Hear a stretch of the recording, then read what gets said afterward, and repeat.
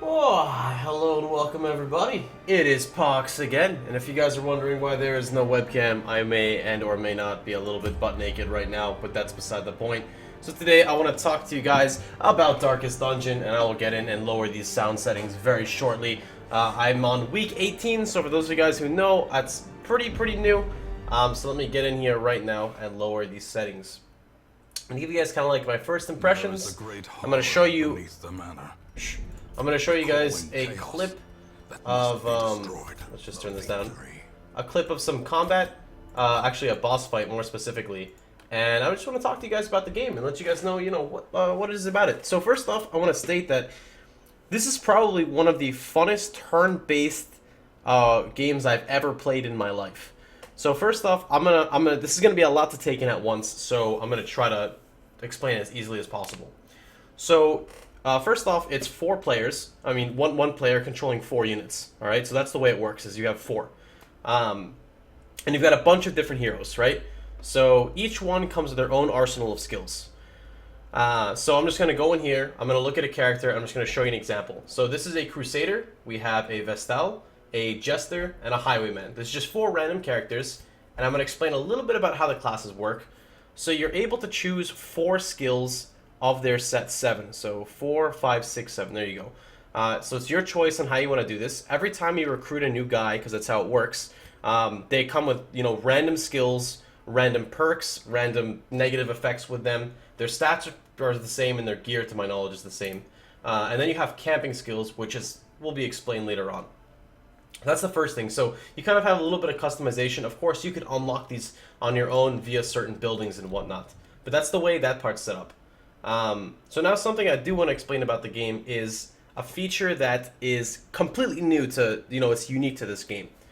So first off, when you would go to combat, for example, so I'm going to go and click the embark button, right? This would set us up for, to go and fight in an area. You would select the 4 that you want. So for example, 1, 2, 3, 4. And then this would be, from front line to your back line. Of course, you can adjust this while you're in.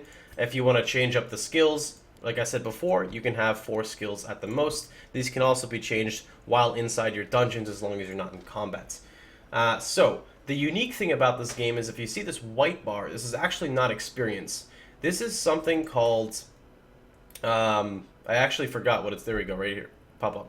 This is your stress level.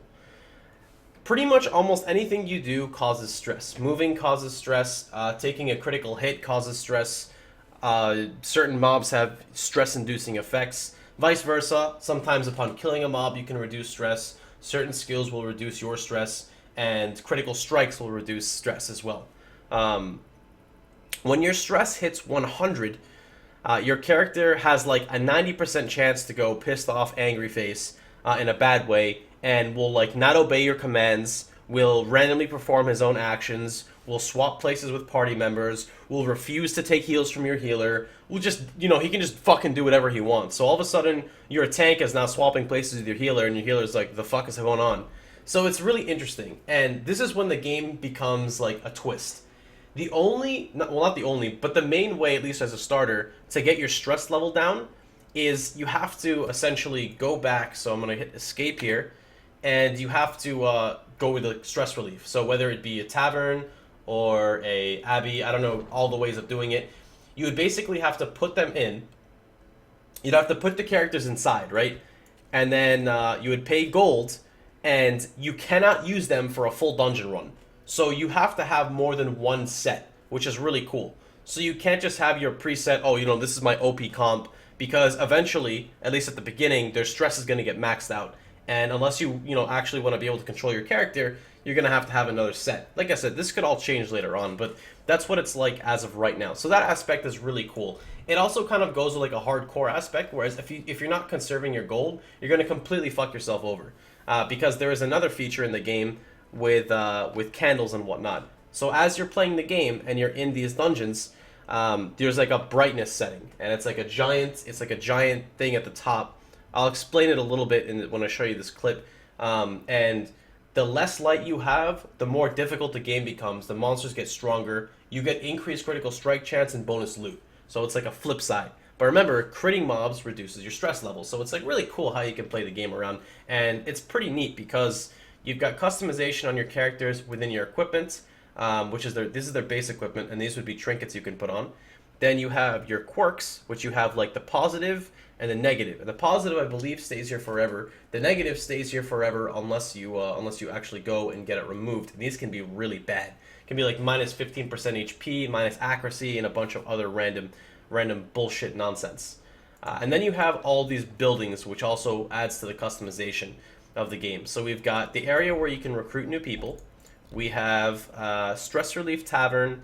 Then there's a Treat Quirks and Diseases, which is inside here. This is where you get to remove the negative effects and whatnot on your characters. Then we have another stress relief area. Then there's an upgrading of the combat skills, so your character's your skills can actually like tier up, which is really cool. Then you have a blacksmith where you could tier up your gear, your armor along with your weapon, and you can upgrade those accordingly. And then we have the shop for items like I showed before. I don't know what this is, and you know there's more stuff to come. The game is still in like very early stages of I think it's in beta. I'm not sure if it's pre-release. I don't know exactly what it is. I apologize, but it's in. I'll link it down below in Steam. You can see, and then you have all your characters that have Rest in Pepperoni and died, starting from the first one all the way down to the bottom one. So that's a little bit about the game. I apologize, like I said before. I know it's a lot to take in at once, but I always try to explain everything to the fullest. And I am now going to show you guys a clip of me about 2 hours into the game. More specifically, I think it's like 2 hours and 40 minutes of me playing the game. This is me fighting my first boss. And I'm going to have myself muted. I just want to show you guys what I was talking about. So I'm going to go ahead and let's do this really fast. Let me close out of this game. Exit. And pull this up. Alright. There's also some funny stuff as well, like, it's called a week, so every time you run a dungeon, it would say, you know, a week has gone by, and it tells you everything that's been happening in the town, like your character got too drunk when you were trying to lower down, you know, his PJ salt level, and then he ended up buying more beers, and now he doesn't ever want to drink again, and then he gets a debuff, and then he takes like 1,000 gold from you. It's pretty funny. So, I'm going to go ahead and just scroll this back for a second here. Oh, this is not making sound. Please give sound. Give sound, please, game. Sound, give, please, game, give. The hero is... Alright, so up here, I want to explain a little bit about how it works. Up here would be your brightness level, or whatever it's called, the torch level. And you can see here are the ticks for when the difficulty increases. This is kind of what the map looks like. You've got like 4 tiles per...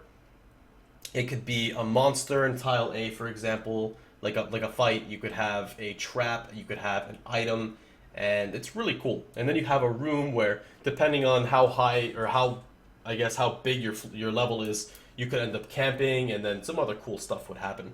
But like I said, I want you guys to kind of check it out. You'll see a little bit about the combat here in this boss fight, and you will see how YOLO 420 Kappa Ballsy RNG I actually had on this fight. So, hope you guys enjoy it. And remember, if you guys enjoyed the video, feel free to like, share, and subscribe. And I'll see you guys all tomorrow. Oh. Okay, well, here we go.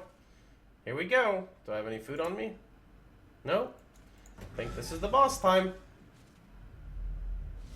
Alright. Fierce. Terrible. Nightmare-made material. Alright, so, I don't really like that 105 HP. Resist. Okay.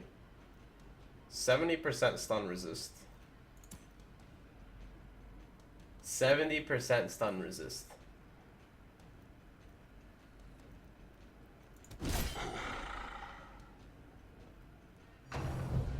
The flesh is willing.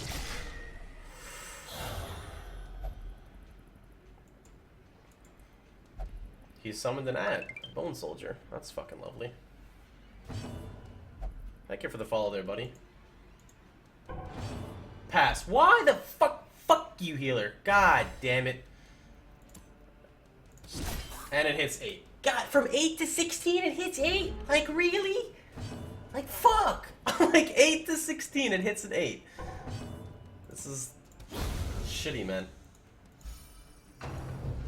Oh god, what does this do? Another ad. Alright, I think I just gotta say fuck it to the ad and tank it and just burn the boss or something. Come on, shut up, nobody likes you. I know, we have a terrible life. Alright.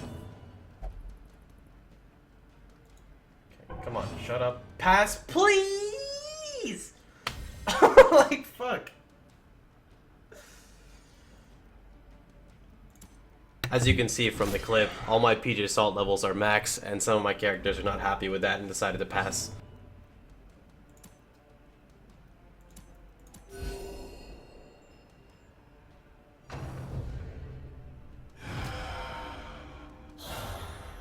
Oh, so now there's more than one. Well, these fucking ads, let me tell you about them. Well, at least I can attempt to blind him. 30% chance of stun. Yeah!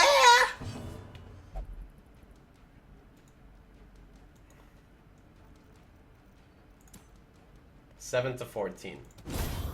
Alright, that's directly in the middle. Cool, we'll take it. I'm not really liking these ads, though, you know? These ads are a little PJ Salt. Fuck you! Alright.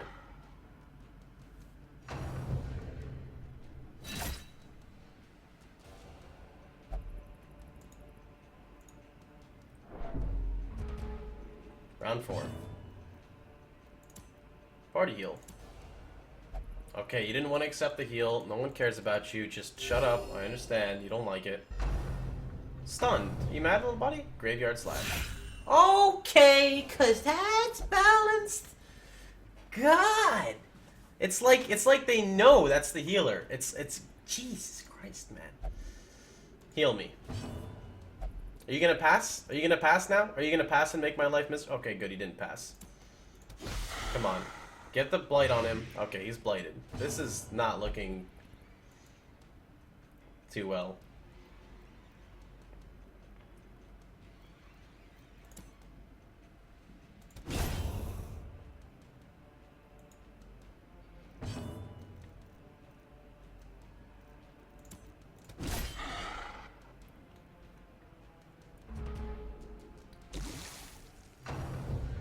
The flesh is willing. And now the true test. Hold fast or expire.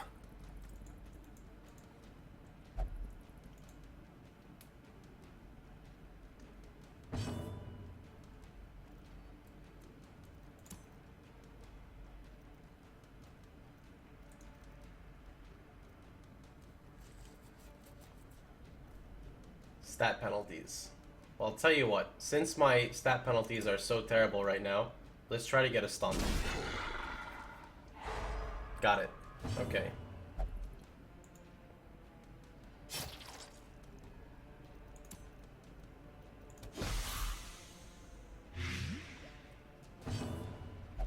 Don't you dare pass. Don't you fucking dare pass. Okay, good.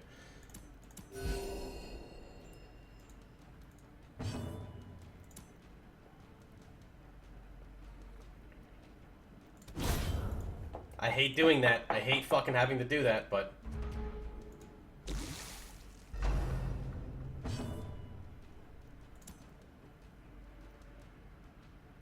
Do I really want to, like, go for a stun lock again?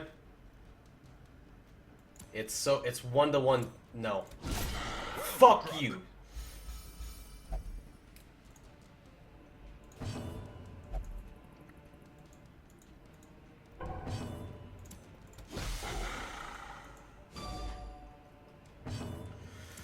For Cosmodon!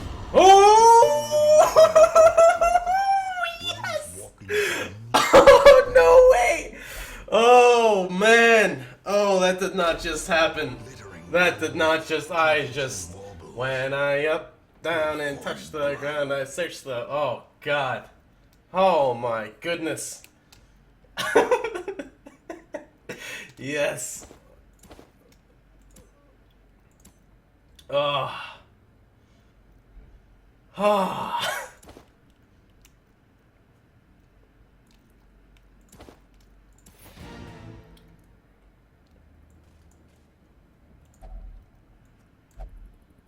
This item had no effect. That's okay. I'll open it anyway. Finding the stuff is only the first test. Now it must be carried home.